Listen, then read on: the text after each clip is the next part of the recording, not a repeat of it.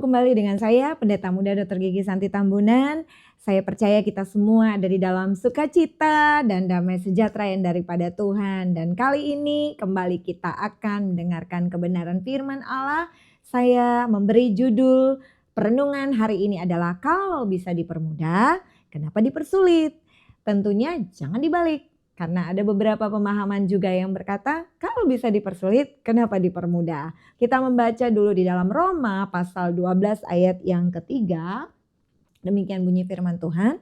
Berdasarkan kasih karunia yang dianugerahkan kepadaku, aku berkata kepada setiap orang di antara kamu, janganlah kamu memikirkan hal-hal yang lebih tinggi daripada yang patut kamu pikirkan, tetapi hendaklah kamu berpikir begitu rupa sehingga kamu menguasai diri menurut ukuran iman yang dikaruniakan Allah kepada kamu masing-masing. Mungkin kita atau sebagian besar dari kita pernah mengalami masa-masa atau mungkin saat ini kita sedang mengalami rasa tertekan, rasa sepertinya hidup kita hanya seperti rutinitas belaka, terlalu banyak tuntutan, terlalu banyak kebingungan, hidup kita sepertinya terikat, kita tidak mengalami satu kebebasan, kita sulit untuk bertindak karena terlalu banyak orang-orang yang menuntut kita untuk melakukan hal-hal seperti yang diinginkan orang lain. Sehingga seringkali kita tidak menjadi diri kita sendiri. Mungkin pada saat ini kita sedang berada dalam keadaan seperti ini. Nah, sebenarnya hal yang terbaik yang harus kita lakukan agar kita tidak menjadi orang-orang yang pada akhirnya menjadi stres, bukan kondisi luar yang akan menjadi gangguan terbesar bagi kita, tetapi tentunya bagaimana respon kita di dalam menanggapi ini semua. Tantangan dari luar ini, kondisi-kondisi luar, tuntutan-tuntutan yang tidak sesuai dengan apa yang kita inginkan, mungkin bukan hanya dari orang yang ada di luar keluarga kita, mungkin saja itu justru dari dalam keluarga kita sendiri.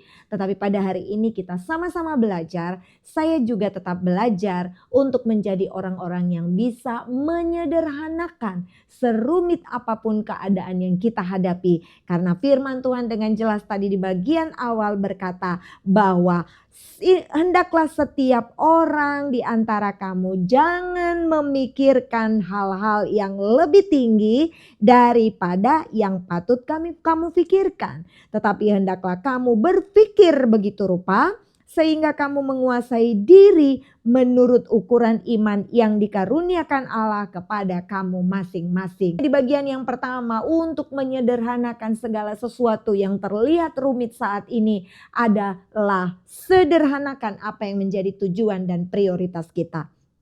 Apa yang dapat kita pikirkan untuk menjalankan setiap tujuan kita, kerinduan kita, cita-cita kita, bagaimana kita ingin sesuatu yang jauh lebih baik. Ini akan menjadi hal yang mempengaruhi semangat kita untuk bekerja setiap hari. Jika sudah terganggu moodnya, maka mungkin kita akan mengalami kesulitan untuk berpikir, mengalami kesulitan untuk menemukan ide-ide baru, menjadi orang yang akhirnya malas, padahal kita tadinya adalah orang yang rajin, orang yang akhirnya kehilangan respect, bahkan menjadi orang yang akhirnya jadi kesulitan untuk menunjukkan kasih sayang. Karena apa? Terlalu banyak tuntutan orang-orang yang ada di sekitar kita. Terkadang kita sudah bekerja keras, tetapi orang-orang yang di sekitar kita kurang menghargai apa yang sudah kita lakukan. Belum selesai yang satu, jangankan berterima kasih untuk datang mengucapkan sekedar berbahagia dengan apa yang sudah kita lakukan, orang itu tidak lakukan. Bahkan masuk lagi tuntutan yang baru yang tentunya akan membebani pikiran kita. Mungkin saja ini akan menjadi satu kekecewaan bagi kita. Tetapi saya mau katakan, karena firman Tuhan juga berkata bahwa jangan memikirkan perkara-perkara yang lebih tinggi. Setiap kita diberikan ukuran iman sesuai dengan apa yang dikaruniakan Allah kepada kita, berbeda masing-masing. Yang pertama yang harus kita lakukan adalah sederhanakan. Jika memang tidak mampu kita pikirkan, tidak mampu kita lakukan, terlalu banyak tuntutan, katakan tidak. Daripada hal itu akan menjadi beban bagi kita. Jikapun orang itu nanti akan kecewa atau marah dengan kita, tidak usah pikirkan terlalu jauh. biarlah orang itu nanti akan mencari atau menemukan dari tempat lain atau dari bagian lain jika memang kita sedang tidak sanggup melakukannya. Jangan takut karena Tuhan terlebih tahu apa yang menjadi kekuatan kita. Orang lain, bahkan mungkin pasangan, orang tua, anak tidak mengerti kekuatan kita, keberadaan kita. Jangan takut karena Tuhan yang akan memberikan kekuatan dan kemampuan itu bagi kita. Jadilah dirimu sendiri, jadilah diri kita sendiri, sederhanakan apa yang menjadi tujuan dan prioritas kita. Jika tidak mampu kita lakukan, jangan memaksakan diri. Tetapi mintalah hikmat dari Tuhan agar kita dapat menyederhanakan segala sesuatu yang rumit. Hal yang kedua yang harus kita lakukan adalah mengurangi segala macam gangguan. Nah, setelah tadi kita sederhanakan, tentunya akan ada hal-hal tambahan lain dari luar yang tidak akan henti-hentinya melemahkan kita dan mengganggu kita. Tetapi hal yang kedua yang harus kita lakukan adalah mengurangi gangguan ini.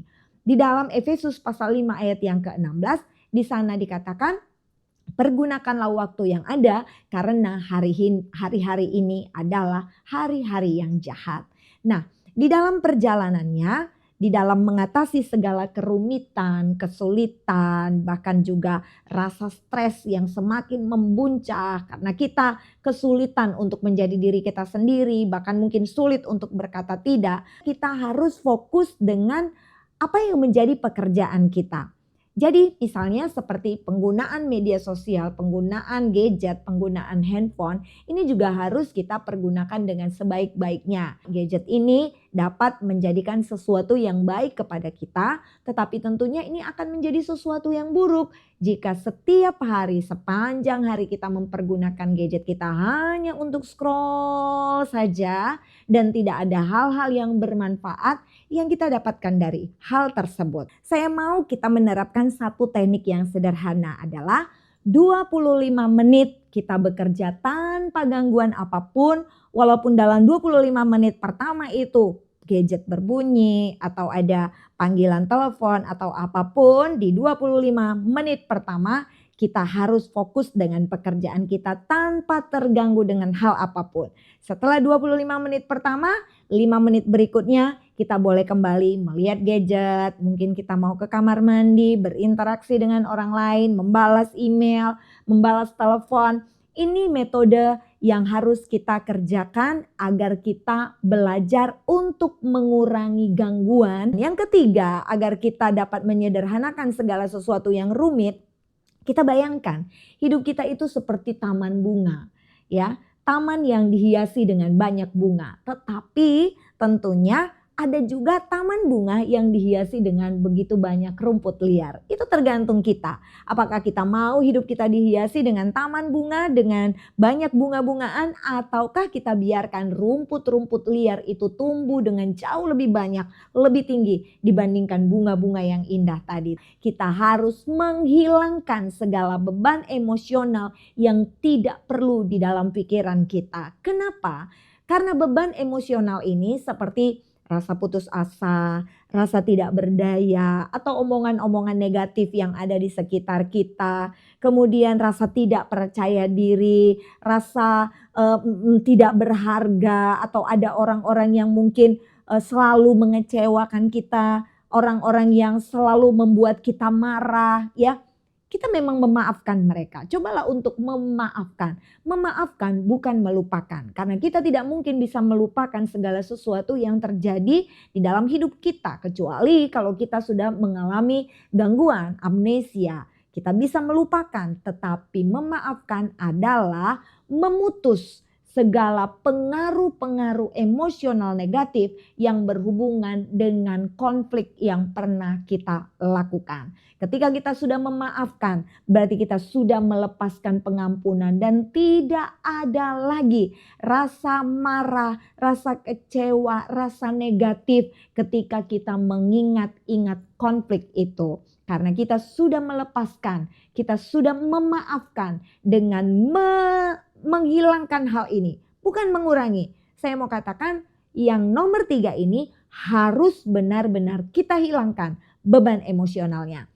Ketika orang lain ada yang coba-coba memancing untuk mengingatkan kita dengan kondisi emosional atau beban emosional, konflik-konflik yang negatif itu, kita harus berani berkata tidak, karena kita baca di dalam Amsal pasal 4 ayat yang ke-18, tetapi jalan orang benar itu seperti cahaya fajar yang kian bertambah terang sampai rembang tengah hari. Itu sebabnya sekalipun ada begitu banyak tekanan yang kita hadapi, kita tidak akan terpengaruh dengan hal itu.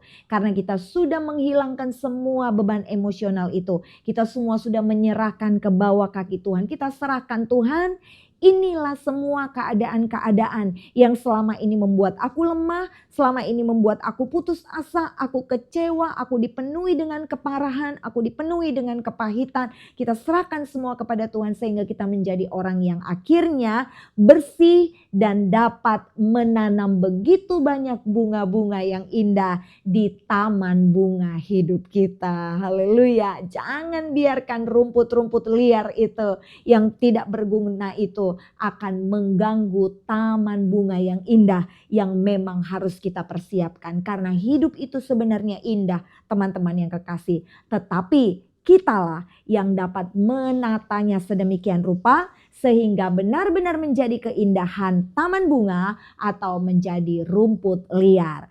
Dan yang keempat adalah jangan terlalu keras pada diri kita sendiri. Ketika di awal tadi Roma 12 ayat yang ketiga kita sudah mendengar firman Allah berkata bahwa jangan kita memikirkan perkara-perkara yang terlalu tinggi. Kita boleh menentukan apa yang menjadi tujuan kita. Kita boleh menentukan apa yang menjadi prioritas kita. Kita boleh menentukan segala sesuatu yang bersifat kemajuan untuk usaha, untuk pekerjaan, untuk apa yang sudah kita cita-citakan sebelumnya. Tetapi ingat, jangan terlalu keras dengan diri sendiri. Jangan menghukumi diri sendiri atau menghakimi diri sendiri ketika tujuan itu belum tercapai. Justru ketika pencapaian-pencapaian kecil sekalipun yang sudah kita dapatkan, ayo rayakan dengan penuh sukacita sebagai bentuk rasa ucapan syukur kita atas diri kita sendiri yang sudah bekerja sama dengan kita dengan sebaik-baiknya untuk menuju pencapaian yang lebih baik. Efesus pasal 2 ayat yang ke-10 dikatakan, karena kita ini adalah buatan Allah, diciptakan dalam Kristus Yesus untuk melakukan pekerjaan baik yang dipersiapkan Allah sebelumnya. Ia mau supaya kita hidup di dalamnya. Itu sebabnya kita harus melakukan pekerjaan-pekerjaan yang baik. Karena kita adalah buatan Allah. Allah mengerjakan segala perbuatan yang baik. Maka kita pun sebagai ciptaannya yang diciptakan oleh Allah sendiri, segambar dan serupa dengan Dia, maka kita pun dipersiapkan Allah dari awalnya, dari sebelumnya untuk melakukan pekerjaan-pekerjaan baik. Oleh sebab itu, apapun yang sudah kita lakukan selama ini untuk mencapai apa yang menjadi tujuan atau cita-cita kita, seandainya belum tercapai, jangan terlalu keras pada diri sendiri.